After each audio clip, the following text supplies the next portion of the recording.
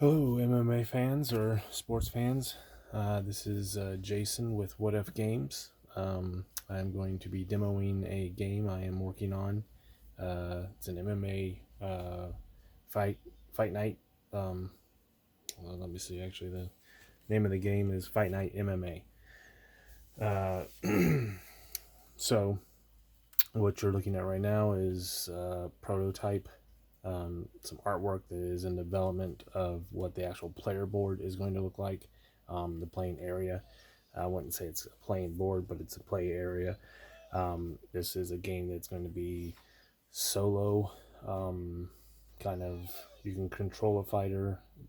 Typically in solo mode, it's going to be probably more of a spectator, like you would be basically be watching it play out, not really controlling one fighter over the other. You could technically do that, but you don't really have too much of a sway, as opposed to trying to control the fighter that you would in the two-player version of this game. But I do believe that the solo route is probably more of the way this game is designed to be played. Not to say that the two-player is bad. It still has good qualities, but I think I prefer the solo. I just like to see how it plays out, because I'm just into the solo part of spectating, watching the games, replaying games and stuff like that, like football and baseball games. So this is the demo that I've been working on. So this basically is going to be on that artwork that you just saw, and this is the solo version, um, or yeah, solo one-player game, one-player setup. The two-player version of the board looks like this, um, where the players would sit on opposite sides, and it's all broke down basically the same. Just have different ends of the board that you'd be, or different ends of the play area that you'd be sitting at or controlling. Okay, so there's a lot I guess I kind of got to cover, but it's actually not even that much. I'm probably just going to overthink it a lot. So the way this is set up, these two areas are where your fighter cards would go. Your fighter cards are going to look something like this.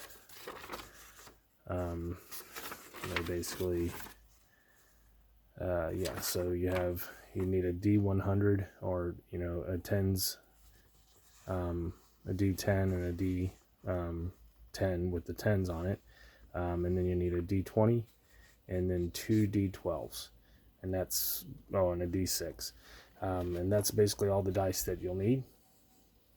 So you would set these fighters in their respective corners or sides. So you got a blue corner and a red corner. Then you've got your cut track. So these are tracks. You've got a few. So we've got cut tracks. They keep track of your cuts. If you got cut once, you just move your card down, your fire card, and then it tells you what the penalty is for having that cut. If you get cut again, you get another penalty, so on and so forth. And if you're down that far, you're just getting hammered. So in between rounds, you actually heal. Your cut man will come in and heal you, or try to fix up your cut as much as he can. But your marker will stay down. This would be in the rules. The rules to the game will explain this. So if you got cut twice, your marker will always stay there, but at the end of the round, going into the next round, you would go back up. You don't have the penalty no more, but if you get cut again the next round, you instantly drop back down to that. So it kind of keeps track of where you're at as far as getting cut and stuff. So that's your cut track. You can only get cut 4 times, then you are a severe bloody mess. This track right here starts down here. This is your strike track, strike points. You go up basically half. So you start at 0. If you land a strike, you actually go up half. You don't go up a full 1. So basically, it takes 2 strikes to get up to a full box, so on and so forth. So 4 strikes would get you into a full box of 2. You just keep following your way around. So at the end of the round, say you got up to 9 or 10, we'll just say 10, that's easier. You times that by 3, and that gives you how many actual strikes that you landed, which would be 30. And that kind of goes towards your points for the round, and it'll let you know if you got a draw, if you lost the round, or if you won the round, or not you per se, the actual fighter themselves.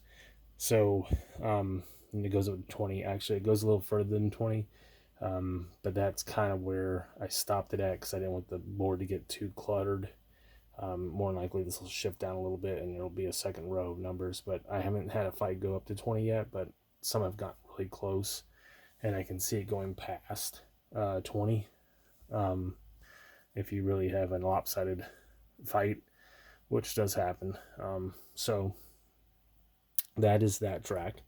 And then up top we have our clock, our rounds, and then right in here we have 1, 2, 3, 4, 5, and 6. This is our D6. Whenever we roll our die, we're going to roll a D6 too. It's going to let us know how much time is going to come off for this segment of the fight. And then we'll also talk about that, the control and all that too, once we get into the fighter card. I'm just going to go over the player board or player area real quick before we jump into the fighter cards. So this track right here is the control track. This gets added point wise to this at the end of the round. This is going to be your main way of getting points. This helps pad that, but this is pretty interesting, because once you get up so far, these numbers underneath every so often are momentum numbers. So once you get to 6, not half, but a full 6, you get 1 momentum point. This thing right down here is your momentum tree. So depending on your fighter, when you're playing 2 players, you get to pick which way you want to go. Do you want to devote your momentum points to guard, like more defense? If you're playing a fighter who wants to submit you, you might want to pull guard a little bit easier, and this actually helps you. This gives you increases to your rolls, kind of pads your stats a little bit, helps you defend yourself better. Then one in the middle is knockout power. So if you're a fighter and you're really known for knocking people out, you'd probably want to dump your momentum points into this tree to pad your stats for knocking the fighter out. And then this is submit. So if you have a fighter that's really good at submitting other fighters, you'd want to dump your points into that. So, and you can kind of play off of, if you're playing a 2-player game and the other guy's really dumping a lot of momentum points into submitting, you might want to dump more points into guard, because that helps you fight off being submitted. So that's kind of the route that this goes. When you're playing solo, you just basically go off of what the fighter card is. You have fighters that are, if they're balanced, then you can kind of pick and choose, but more than likely you're going to have a fighter that's more either into submitting or knocking out, and then you would just pick that for their what they would dump their momentum points into for the momentum tree. And then down here we have hurt, guard, and mount. So most of your stuff, your tokens stuff, would basically start out like this. This is how you'd start the game. Actually, be probably more like this. Yeah. And then you have these two. So you have these tokens. This will go up here on cuts. That's kind of how it would be set up. And And say this fighter gets a momentum point because he gets up to 3, and he wants to go, he puts it in the submission because up top you can see the cost is 1, and then but down below it tells you what his benefit is for that. So it'd be +4 to his submission rolls. So he spends his 1 on that, and say he actually takes the guy down, and he's in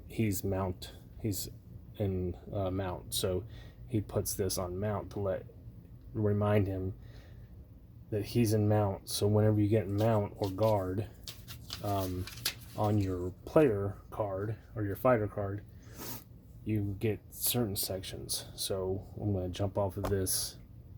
Sorry for hitting the camera there. I'm going to jump off this player area here, and now I'm going to start talking about the player or fighter cards. So up top here, so I'm Nate Diaz. Kind of gives you a little bit of bio. Nothing really that pertains to the game except for the bold. So his control is a 1-57. That kind of comes into play in the second or 2-player game. It does come into play solo version, but and you have to do a little math to find out the actual control number for the fight, and I'll explain that. His cut is a 1-14. Hurt/KO is 86-99. So that's his KO. His hurt is that little plus. So every fighter. So I'll look at this one. I'll bring this up. So this is Conor McGregor. So down here in the very bottom, his knockout power is 19. So say Conor is fighting Nate, and he gets a chance that he can hurt him. Conor adds 19 or minuses 19 from 86, which would be 67. So 67-99, Nate Diaz will get hurt. Not knocked out, but just hurt.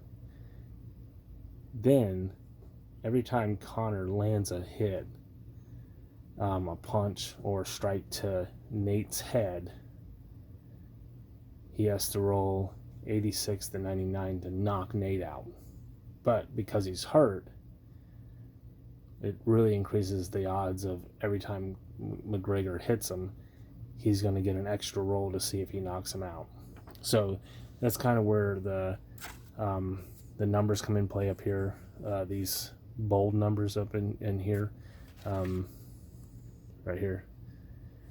These come in play, and then so that's your D100 is your D100 rolls, your control roll, and then you're going to go into your D20 and your 2 D12s. So these are 2 different colored D12s, either a red or yellow, just as long as you distinct 2 different colored D12s, preferably red and yellow or red and black or red and white, something like that, just so you can kind of compare that the red's always going to be wherever the red is on this card. These fighter cards are actually broke down in offensive and defensive. So if you get a person takedown, and the takedown is here, so now you're in mount. So the next time Nate Diaz rolls for control and he wins control, he'll be coming off of this. His D20, you're first going to look for your D20. You roll for control first. Then you're going to look at your D20 to tell you what kind of move you're making. So if he won control and he was in mount, he'd just look at the mount.